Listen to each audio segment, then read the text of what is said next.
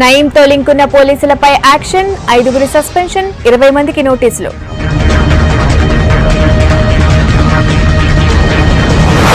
Pending railway ప్రాజెక్టులు పూర్తి చేయాలి, జీఎంకు చెప్పిన 3 రాష్ట్రాల ఎంపీలు.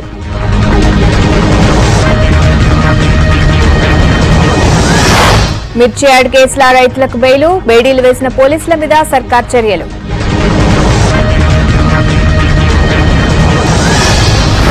రేపు ఎంసెట్ పరీక్షకు అంతా సిద్ధం, 1000 బస్సులు పెట్టిన అధికారులు.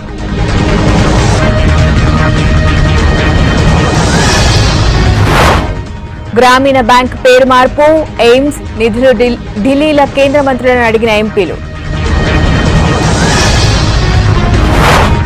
ధర్నా చౌక్ కోసం పోరాటానికి మద్దతిస్తాం, రైతుల అరెస్ట్ మంచిది కాదన్న పవన్.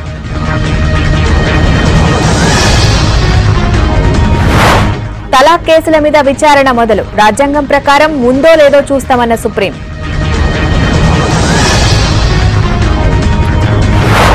రెండు రోజుల శ్రీలంక టూర్కు ప్రధాని మోడీ, రేపు బౌద్ధ సమ్మేళనానికి హాజరు.